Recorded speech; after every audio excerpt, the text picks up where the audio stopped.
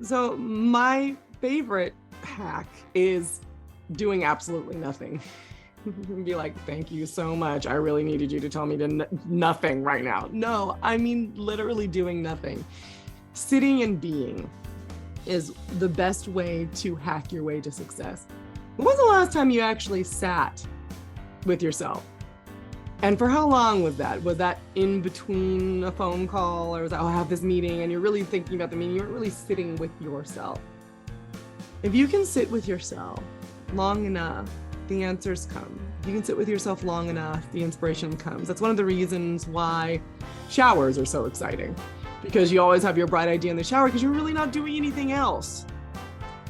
I'm Junaid Ahmed, host of Hacks and Hobbies podcast and a digital presence advisor at Humble Zone. This episode is brought to you by Home Studio Mastery. I launched a consultation and course program to help podcasters and course creators to create a space in their homes that'll reduce the friction of creating content and appearing their best when showing up on camera. The pandemic gave us a lot of issues, but this one is here to stay. We're now so much closer to our audience thanks to video becoming more popular and affordable. I help guide folks who want to create Hollywood-worthy studios to not only capture great content, but also build more confidence, more authority, and be more comfortable in front of the camera. If I can do it, you can too. And with my help, you can do it faster. So if you'd like to learn more, visit homestudiomastery.com and how you too can create a home studio that brings out your personality, professionalism, and possibilities. Thank you for tuning in to Hacks and Hobbies with your host, Junaid. We're visited by our amazing guests coming from all walks of life who want to learn their story, their struggles, and their journey on how they got to where they are today. So stick around. Welcome to another exciting episode where we uncover the inspiring stories behind remarkable individuals. In this episode, we dive deep into the incredible journey of our guest, Aleya, as she shares her transformation from a struggling entrepreneur to a successful leader in the culinary and marketing industries. Get ready to be inspired and motivated as we rediscover Aleya's origin story and the lessons she learned along the way. Stay tuned for an insightful conversation filled with wisdom, growth, and the power of self-discovery. Aleya, thank you so much for coming on to the podcast. Thank you for having me. I appreciate it. Absolutely. So let's jump right in. We met through Podmatch, and Podmatch is an amazing platform that enables guests and hosts to connect with each other so that they know what type of people, what type of guests that my podcast is looking for. And being entrepreneurs, being somebody who's constantly growing and coming up with ideas, it's important to talk with people and understand their journey and understand their whys and how they're able to get to where they are today. Aleya, take us through your journey and let's walk through memory lane and rediscover your origin story. How'd you get started being an entrepreneur? I love this question because, first of all, it makes me feel like a superhero. I have an origin story. I'm a big Marvel fan, so I'm like, oh, this is awesome. I love it. I love it. And I think that just like a superhero, my origin story describes the development of my superpower, that's the whole point of an origin story, right? Exactly. Mine starts when I was in the fashion and cosmetic industries. I had recently graduated from the University of Southern California. Fight on, go Trojans. And I had gotten a job and wasn't loving it. Mm-hmm. Then I hated it. Then I was crying in my car at lunch every day. That's where we were at. And I said, okay, I'm trying to apply, trying to go somewhere else. And then from the cosmetic industry job, I got laid off. And this is before Uber or anything like that. And I was like, what am I going to do? And I could not get a job doing anything, dude, nothing, from admin to nothing. And I'm now aware that's a moment in time when the universe or God is like, hey, pay attention. I'm trying to do some things. You're not cooperating with me. You're looking in the wrong direction. Look this way. And while I was off, I did some soul searching and scrapbooking, which BT dubs, do not take up scrapbooking as a hobby when you're broke. It's very expensive. If you do not have a job, do not scrapbook. There's so many components that are involved.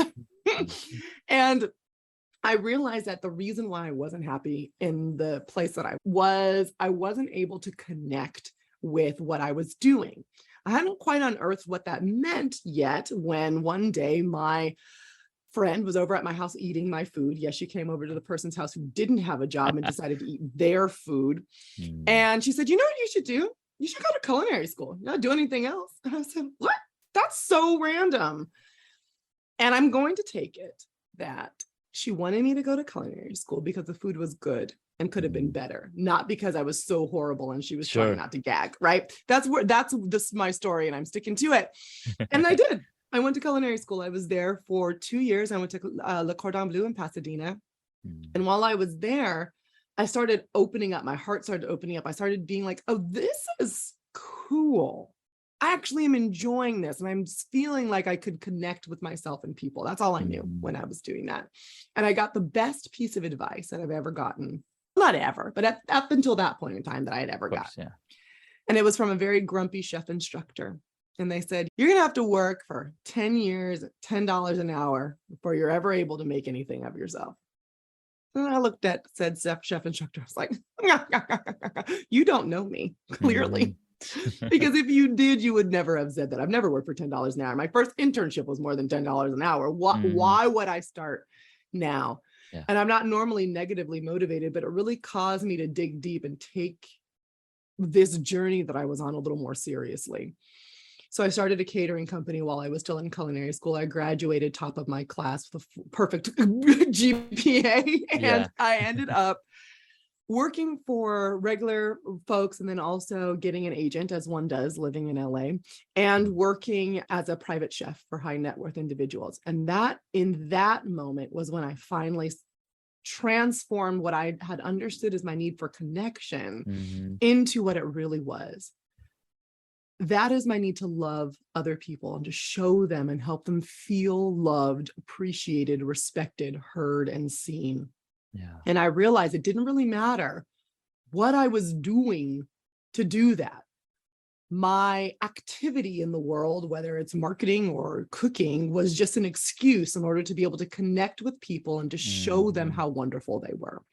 And that's what I did with food. I traveled all over the world. I worked with high net worth individuals and did some cool things, got private one-on-one concerts because I was just there. Like, it was pretty dope, right? But at a certain point in time, you're like, I'm making the connection to other people and I'm loving other people. And then I stopped feeling the love. Because I don't know if you remember the show Entourage. It's pretty cool, but being part of someone's entourage is not as cool as it looks. You end up not having your own identity. And I wanted to build an empire. And you can't build an empire if you're part of somebody else's. You can't be a leader if you're a follower. Exactly. So I said, okay, this season is coming to an end. And I definitely didn't want to have to go through what I did before where the universe was taking everything away from me. So I decided to do it on my own. And I started applying and I ended up working at Google as a vendor partner on their food team as a marketer. So I went back. It was marketing, chef marketing. And I loved that. And we were talking about behavioral sciences and the future of food and why people ate and food choice architecture and the food crises that we were in. It was amazing. And I worked on a global team and I oversaw the region of the United States for the food team for my parent company. And then when you're good, people want you to do what seems to be greater, even if it's really not. And I was promoted to be the head of marketing for North America for my large company. It sucked. It really did. Like, I learned a lot. I loved my team. I was just, it would talk about a disconnect. It was like someone had unplugged me.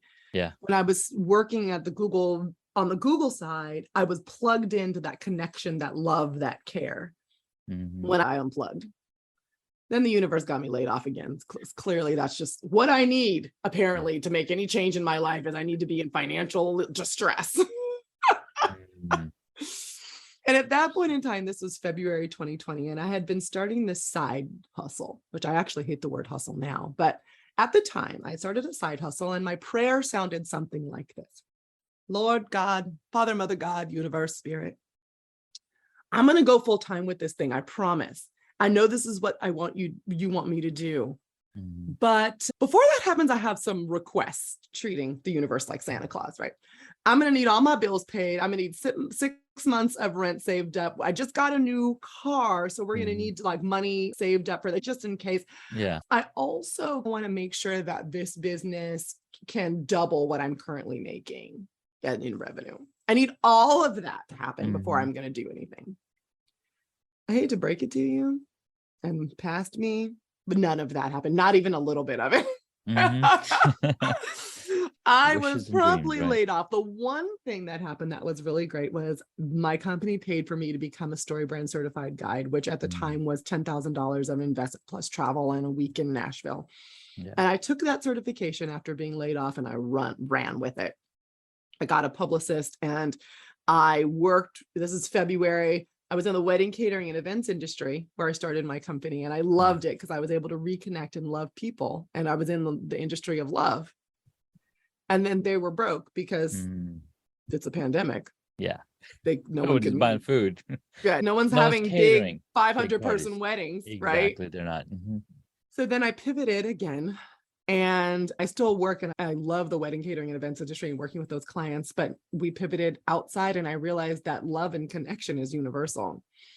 Now, what I do is I focus on helping people get to know themselves intimately, being radically authentic with who they are, how they want to show up in the world, and the problem that they solve. Because for me, that is the only way to truly market as being a league of your own. It's the only true way to differentiate yourself. People think they have to try to differentiate themselves, like they have to go out and find what makes them different. They're born with what makes them different. You're born with a uniqueness about you. You just have to unearth it because you've followed this guru for too long. You listen to, no offense, too many podcasts. I have a podcast too, I can say it. Listen to too many podcasts. You've taken too many courses, and you then become a cookie cutter replica of all of your gurus, and you lose yourself, and your messaging sounds like you've lost yourself. And then you sound like the doctor down the street, like the lawyer down the street, like the SaaS company who has yet another productivity tool that sounds just like your productivity tool. My job is to love you through it, help you unearth it. Then we take that story brand framework, we put it into clear messaging that other people can understand, and then we write about it in copywriting so that you can get connected. Once I made the decision to do that for myself, I had to do it for me first, and does this thing really work? I did all the work. Honey, I was in ayahuasca ceremonies in the Amazon. I was all of the internal work, and I came back. And I got serious. I made my business an S Corp in 2020, September 2020, because before then it was just a sole prop. And you know what you can do with a sole prop? You can walk away. Yeah. No one even really knows what you're doing. You don't have to really tell anybody. When it's an S Corp, it's an entity outside of you that you're taking responsibility for. It's like having a baby, but I just did have a baby 6 weeks ago, and it's actually a lot easier to have an S Corp. No diapers and no doctors. When I did that, though, is making a commitment that this is who I am and how I want to show up for other people. And in our first year, we made $250,000 and went up from there. Nice. And it was only because I was able to get radically authentic. And it was only because I knew that was what I was supposed to help other people do and communicate it to the world. So now, like any good superhero, my superpower is to help people get radically authentic and to share their message in a way that helps them answer the question, why would I choose you over the business that seemingly does the same thing right next door? Yeah. And I love that. There's so many stories in there. Oh my God, Aleya, you've totally broken the record of an amazing story. Oh, come on. As a storyteller, that is true flattery, my friend. Right? Being story brand certified guide and somebody who tells story for a living and help others discover their stories. Right? It's not an easy job. It's hard. And I call myself as a storyteller that wasn't. But because I podcasted and interviewed so many people, I listened to the stories. Oh, that's where the puzzle pieces go, and that's how you make it all work. I'm like, oh, this is cool. It's so beautiful when it's so clearly blaring in front of your face. You got the IKEA furniture, your manual open. Wait, how does this go? Which angle am I supposed to look at it from? Even with the manual, that's not one of my superpowers. Don't worry, I'll take that superpower. Okay, good. I'll call you out. What's beautiful is, as you're talking about personal branding, as you're talking about being your authentic self, there's a lot of examples that throughout history we've been shown through either if you're a believer or not. Those stories are something that you're like, okay, I can go with that. The story of Jesus, the personal brand behind Christianity, right? If it wasn't for him, there wouldn't be any Christians, or there wouldn't be any. It's in his name. It's Prophet Muhammad, there's Noah, there's Moses, like all of their stories are personal brand stories. And the more we see it clearly in those stories, we need to stop faking it, because you yourself are unique. And the stories, the similarities between anyone's story, is always the problem that you're overcoming and the transformation that you make. Yes. The problem that most people make, or the mistake that most people make when they are telling a story, is they make their story about them. And your story is actually not about you. Your story is about how you can create that transformation for other people, how you can solve that problem for others, and how you can guide them through it. There's times to tell your story from a very narcissistic perspective. And if we're all honest, we love those times, because everyone loves talking about themselves. Yes.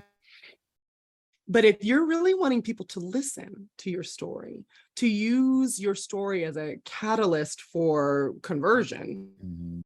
Cue the music. This is what's called a really great pause. On changing, you got to come back. Perspective. You got to go back to the catalyst for conversion, because you were paused for. Oh, I cut out. Oh, that's unfortunate. Let me think of what I was saying. It's so hard when it's I know, when you're in coming from your brain.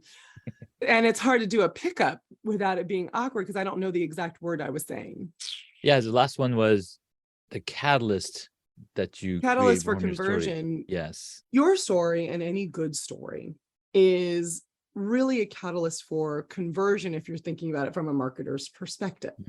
You're going to think about where your story intersects with the story of your ideal client. That's how you use story in a powerful way. And you don't just talk about yourself. Although that's fabulous. And it's wonderful. It feels good. You're going to feel good all the way to the poorhouse, because no one actually really cares about you. And in fact, I say this often, that when you think about marketing, you need to think about marketing to narcissists with short attention spans. Is it about me? Did you make it about me yet? I feel like you made it about me 5 minutes ago, but can we make it about me again? That would make me feel great, right? That when you have that in mind, your about page doesn't sound like, since 1952, we've helped. No one cares about your daddy and how your daddy and your cousin started this business, or how what you love, that you like pumpkin spice lattes and pugs. No one cares. What they care about is, we've helped 3,000 clients just like you solve this problem in this way. I know I can help you because of X, Y, Z. That shows that I've done it before. I can lead you through your transformation, and you are going to be better than you are now. People purchase to solve a problem. Yes. If you can't articulate the problem in your story that you solve, they will not buy from you. Even better, even on a deeper level, they purchase to solve a problem. They shop to solve a problem they can see, but they purchase to solve a problem they can feel. So I use this example of a landscape architect, right? Okay. Let's say we're in a nice neighborhood, swanky. Like lawns, like really nice lawns in the front. Your lawn, however, not so nice, not so nice. And every time you're out walking your dog, you can feel the neighbors looking at you like you're like literally single-handedly bringing down their property values.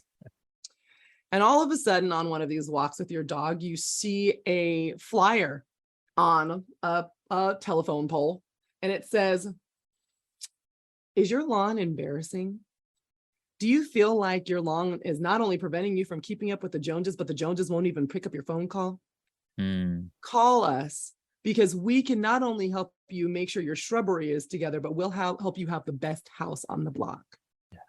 What are you really solving for me? You're solving embarrassment. You're solving shame. You're solving competition and feeling like I'm losing a competition of lawn competition. That's what you're making me feel like you're solving. Anybody can cut grass. The flyer could have also said, we cut grass $50 an hour. Yeah. Which one is more powerful? I obviously have someone cutting my grass, but they're apparently doing a bad job because I feel embarrassed. Solve that problem and you've earned a customer. Tell that story and show how you've helped people solve that before. And now you've got new business. Wow. Mind blown. Because I've been looking at it from a different lens, obviously. I haven't spoken to story brand people before. And you're one of the best, right? Changing, man, let me tell you. Wow. Where should we go from here? Were you looking at it from the perspective of telling your full story and hoping that people kind of gravitate towards you? Was that where you were looking at it from? There's a little bit of help this many people. There's a little bit of that in there, right?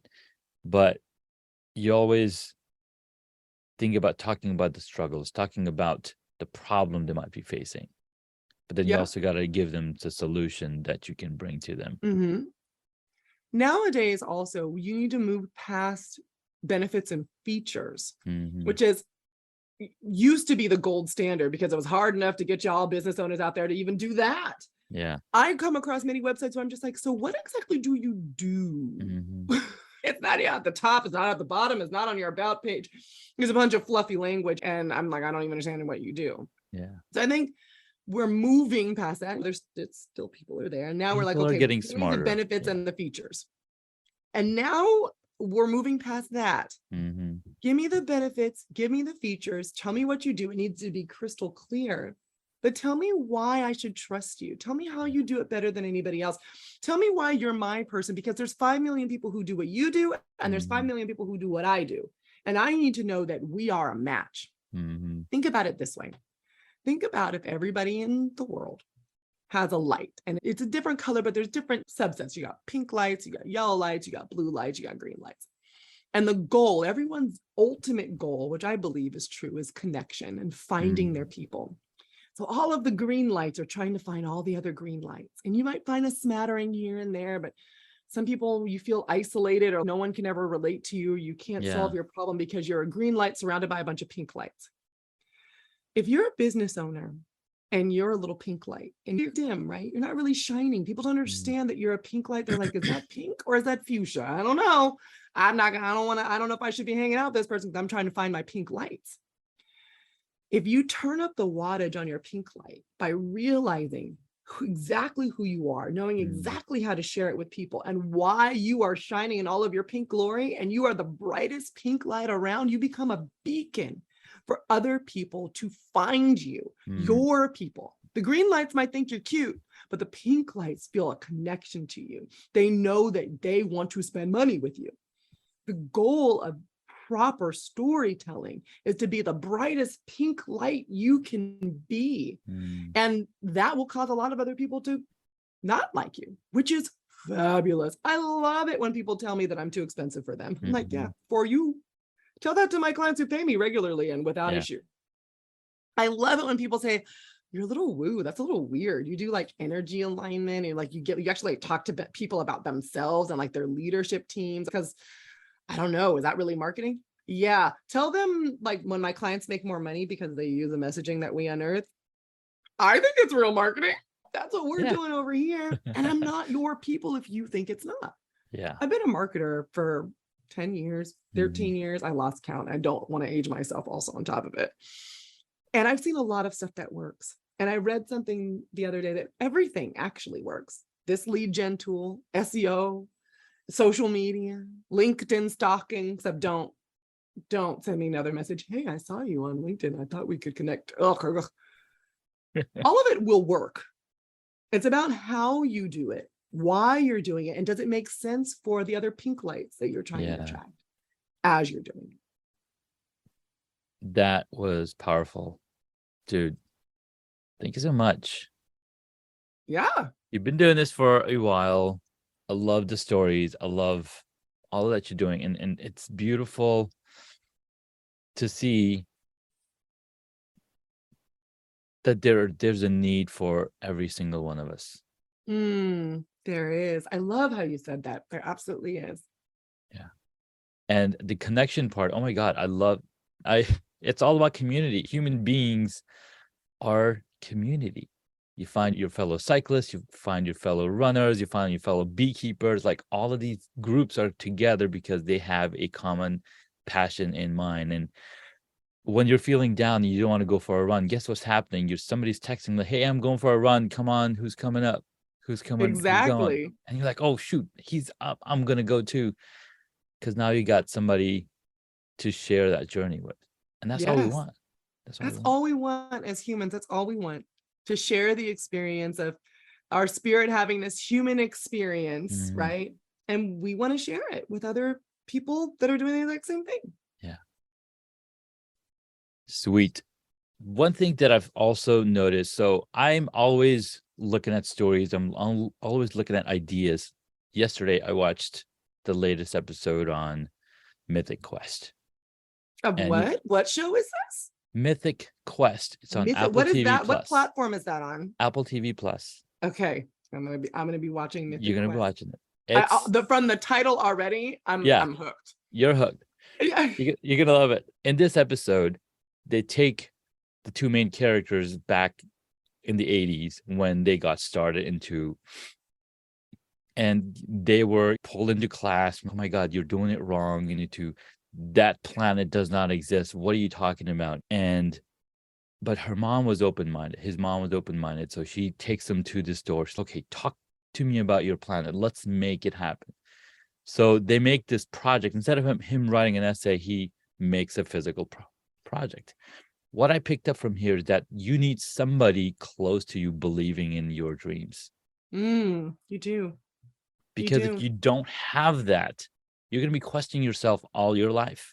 But when you have somebody supporting your ideology and telling you that you're a genius for thinking the way that you're thinking, poof, I'm like crying while I'm watching this episode. Okay. Oh, It's sick. It sounds really powerful. It's very powerful. And we've seen storytelling coming from Apple for the past decade. Oh, yeah. So when they put something down, it's okay, something's up here. The second story was very similar. You know, she just loves playing video games, but she didn't want to learn piano. Her mom wanted to learn piano and do this recital, but her dad was supporting, like, okay, show me this video game and this big beast that you're going to beat down. Let's see it. So she's playing, and then it was just interesting. And then she listens to mom and dad conversation about them being friends. I want to be a friend to my daughter, blah, blah, blah. And then she's like, okay, I need to really work at it. And then her dad also tells her, if you treat this learning piano as a video game and you got to beat the boss, how are you going to do that? So there's so much learning happening in these small moments. I'm like, holy smokes, this is very powerful, mind-bending stuff. And that's all we need. We need somebody to believe in us, and us having the heart to put into the work that's going to make our parents happy. So then we have the ability to go into what we're really into.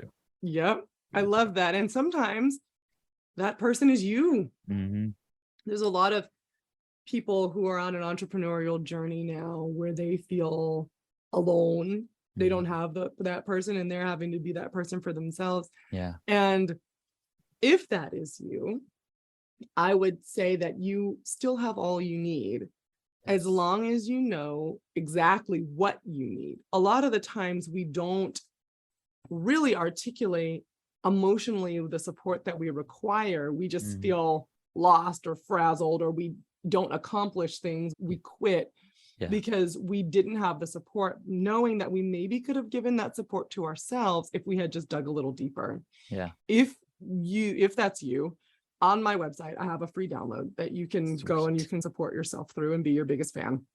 It's at flourishmarketing.co/recalibrate, or if you just go to flourishmarketing.co and you click on freebies, it's right there. And it's a recalibration guide. It's like a 30+ page guide.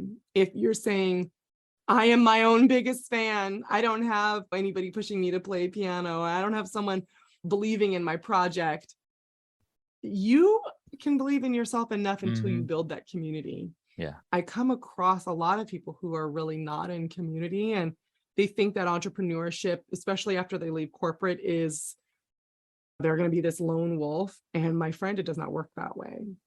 It does not. And it's hard. Let me just say that to you. It's hard. It's very hard. And it being hard is normal, but that doesn't make it any less hard. Like I said earlier, I had a baby 6 weeks ago. She's adorable. You can check her out on Instagram at Ruby Coral Harris. Because I'm a marketer, so of course she has her Instagram account. Yeah. And it was rough. Like my pregnancy was great. I was doing Pilates the morning I went into labor. It was fabulous. Nice. The delivery was rough. Having a newborn is a horrible experience. Yeah. Like they're cute, which is the saving grace of all children, I think. And the whole reason why we end up having children in the first place is because they're cute. But I have been told, oh, this is normal, this is normal, this is normal. And after a while of hearing that something that you're really going through is normal, it starts to feel like, oh, are they telling me it shouldn't be bad? No, it can be normal and horrible at the same time. Yes. But you don't need to stay in that place. Right. Especially if you're going through it by yourself, there's ways to get help. Another thing that I just discovered was the Small Business Development C, whatever the C stands for, SBDC, Small Business Development Center. That's actually a government organization that offers free business coaching from people that have been entrepreneurs for years and years. They outsource to them. Nice. Man, oh man, I've spent thousands of dollars on coaches and courses and programs, and they've all been very helpful, but free is always in my budget.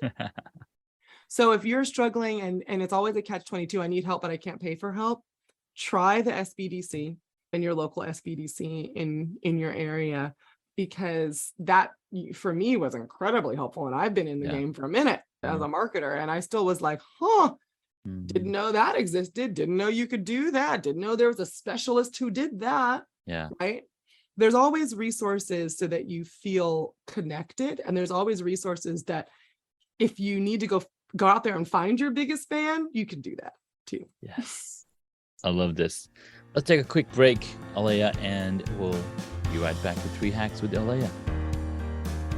I'm Junaid Ahmed, host of Hacks and Hobbies podcast and a digital presence advisor at HumbleZone. This episode is brought to you by Home Studio Mastery. I launched a consultation and course program to help podcasters and course creators to create a space in their homes that'll reduce the friction of creating content and appearing their best when showing up on camera. The pandemic gave us a lot of issues, but this one is here to stay. We're now so much closer to our audience thanks to video becoming more popular and affordable. I help guide folks who want to create Hollywood-worthy studios to not only capture great content, but also build more confidence, more authority, and be more comfortable in front of the camera. If I can do it, you can too. And with my help, you can do it faster. So if you'd like to learn more, visit homestudiomastery.com and how you too can create a home studio that brings out your personality, professionalism, and possibilities. Hey guys, welcome back. We've been speaking with Aleya Harris. Awesome Story Brand Certified Guide. She's a coach, a bioenergetic business coach. We didn't even go into the bioenergetic chat, but she's done all of it for herself, for her business, for her clients, helping them realize what it is that authentic messaging and strategy and copywriting really brings out the truth in them. Probably screwed all of that up, but it sounded great to me. Awesome. I love it. I love it. Aleya, take it away with the 3 hacks for our audience. So my favorite hack is doing absolutely nothing. and be like, thank you so much. I really needed you to tell me to nothing right now. No, literally doing nothing. Sitting and being is the best way to hack your way to success. When was the last time you actually sat with yourself? And for how long was that? Was that in between a phone call, or was that, oh, I have this meeting, and you're really thinking about the meeting? You weren't really sitting with yourself. If you can sit with yourself long enough, the answers come. If you can sit with yourself long enough, the inspiration comes. That's one of the reasons why showers are so exciting, because you always have your bright idea in the shower because you're really not doing anything else. Yeah. And you wash your body automatically. When you're sitting with yourself, I also would posit that you are sitting with the grand creator, whatever name you put onto it, God, spirit, universe, Allah, whatever name you want to put onto it. And I like to sit with myself and I like to chant. And there's inside my head, and it might be 2 minutes, it might be 1 hour. But I basically am like, hey, I'm here. I know you're always here, but I'm not like always paying attention to you. But I promise I'm here right now, paying attention to you, being, so that I can stay in flow. There's two types of energies. There's the masculine and the feminine. And it's not necessarily in the way we think about it as being gendered, like girl and boy, but feminine energy has a flow to it. It's like the water. It's how water is powerful. It can cut through rock, but it's a different type of energy than the rocks, than the powerful, strong, I'm going to do it, I'm going to do the to-do list energy. When you connect and when you sit with yourself, you end up in more of a flow state. I have a very natural masculine energy about me. I will make that to-do list. I will check it off. I will make it again, and we're going to power through. I don't care what it looks like, in hell or high water. Pick it up, boy, get it done. That's that is my way of moving in life. But when I tap into just being and I find myself in flow, then all of a sudden things will get a lot easier. So that's my first hack, is to just be, figure out how to do nothing. My second hack is, as you are doing nothing, make sure to say no to things that no longer serve you. Not necessarily, yes, say no to new things that come your way. No, I don't have time for this, or no, this doesn't feel in alignment. But really take a look at what you've constructed around yourself and learn to let go. Yeah. The thing that you're holding on to could be the thing that you need to most let go of in order to move yourself forward. I recently exited 3 large clients. Why? One, they were legacy clients. They weren't paying me the same amount that I would get now. Two, and they'd be like, raise your rates. And I'm like, yeah, but then I just know they would leave anyway. So it's the same thing as exiting them. But if I just am honest with them, I'll exit them with more integrity. Yeah. The main reason why was because I don't do that same work anymore. And every time I approached it, it drained me. Oh my God, it drained me. When I exited them, literally, I have the timestamps in my email. I sent them all the emails. 5 minutes later, I got a referral for an awesome client. 5 minutes after that, I got chosen to speak on a large stage I've been trying to speak on for a little while. And 5 minutes after that, I got another speaking engagement. It was 5, maybe one was 4, maybe one was 7, but you get it, right? Yeah. Yeah. You let go and you leave space in your life for better. So be brave enough to let go. And then the third thing is, I am talking about radical authenticity, is to be radically authentic, which takes courage and it takes vulnerability. It takes the ability to show up and have a heart-to-heart conversation with the world, which is terrifying, because what if they see you? What if they find out who you really are, this big imposter that most of us think that we are? I'm not really a marketer. I guess I've had some success, but can I do this? That's what a lot of us think when we want to show up in a grand scale out in the world. But just like you said, everyone is needed. And the more you show up as yourself, the better your business will be. I've experienced it firsthand, and I've seen it with my clients. Be a little bit braver today and show up a little bit more of yourself and see what happens. Test it out. Let me know what happens. I love it. Those were some powerful, very powerful hacks for us. I'm looking at it, I'm like, holy smokes, when's the last time I was sitting quietly thinking about nothing, looking at nothing on my phone, scrolling through no Instagram or TikTok, just passing all the time, stuff that you're like, I don't really need to be watching this right now. Yeah. And then you still keep scrolling. You keep scrolling. You Apparently, get stuck. It's like it captures you and you can't, and it doesn't let go. remember the scene in The Matrix when Trinity's on the ground in the first scene and she's like, "Get up, Trinity, get up." She's to get up to run away. And the Agent Smith I was like, I gotta get up. That's exactly how Instagram has us, just like that, stuck. Yes. Stuck. And I'm on Instagram. I love it. I made an Instagram for my 6-week-old child. I love Instagram. Yeah. But you need to know there's a time and a place for everything. Yes. And you're not going to know that until you sit quietly with yourself and let go. Exactly. Oh, the answers are not on Instagram, most likely. They're not. All right, let's jump into the rapid fire question round. Okay. And I promise to be as rapid as possible. Okay. Sounds good. Number 1, what is the one hobby that you wish you got into? I wish I got into something like aquatic, like swimming. That would be cool. I would love that. I know how to swim, but I wish I did it regularly. Yeah, exactly. Yeah, I know how to swim. I just don't know how to float. Make of that. I think that goes aligned with just being. You just have to just be in the water and you should float. I guess so.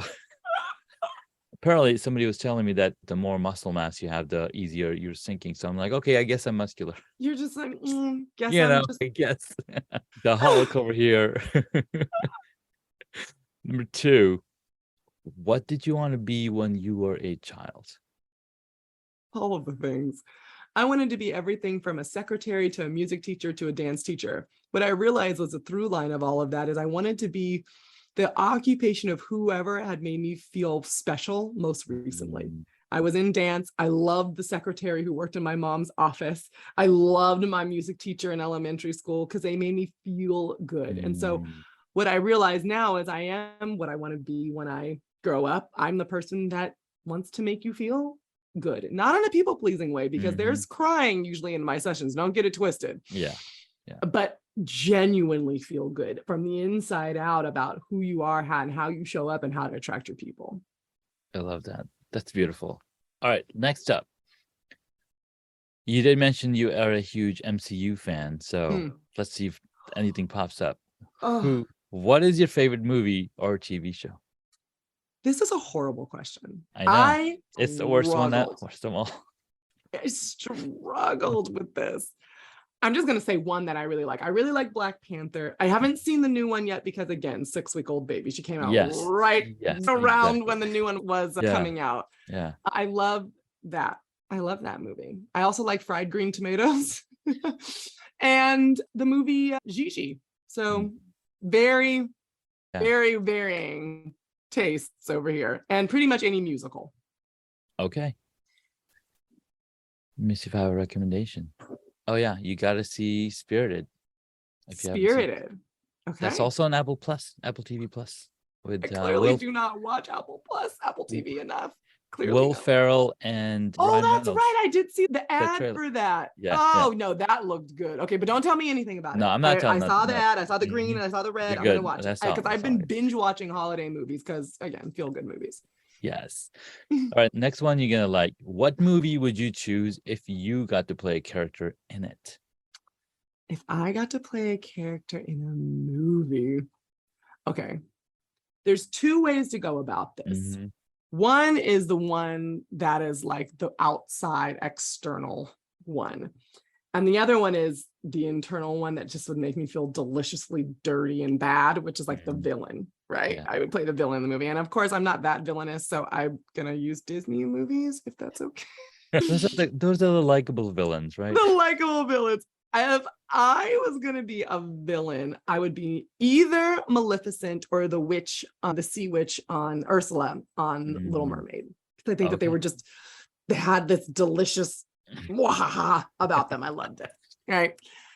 If I was going to be another character, I actually recently watched on Disney Plus the movie Disenchanted, which is the sequel to the movie Enchanted that came out years ago. Yeah.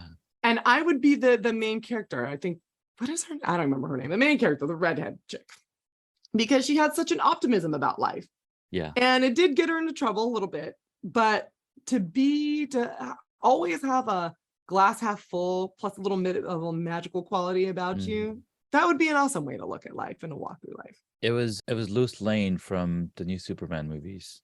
Yes, that's who played her. Yes, I exactly. can't remember her name.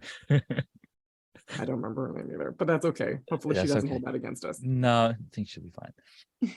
Number 5, who is your favorite superhero? So I do Black Panther, but I also like Doctor Strange. I think is like one of my favorites because I like magic. I like magical things and dealing with mind-bending things. So I think that he would be my favorite. Yeah. And I'm more of an MCU person rather than DC. Mostly because MCU, I think because they're purchased by Disney, their storytelling is storytelling is powerful. Yeah. And I'm not gonna say very much about it, but I did just see Black Adam. Visually stunning. The storyline sucked. And I felt so bad. Like The Rock makes you feel like you know him personally. I don't know how he does that, but he does. So I wanted to be like, friend. Come on. No, friend. What happened? So I'm sticking with my MCU and going with Doctor Strange. I love it. And what's beautiful is that Disney bought Marvel because of the storytelling they already brought. It's so well done. Yeah. Last question. If you are a board game, what would it be? Monopoly. Oh, yeah. Because again, I am very woo, very spiritual, very all in your business, but I'm a big fan of money and nice things. I'm very bougie. And I'm like, so let me buy Park Place. That would be. I love it. Aleya, thank you so much. Where can my superpreneurs find you? You can find me at my website, which is flourishmarketing.co. Remember, if you go to flourishmarketing.co/freebies, you'll get all of the freebies, and flourishmarketing.co/recalibrate. You can download our recalibration guide. You can also find me on Instagram at Aleya Harris, ALEYAHARIS.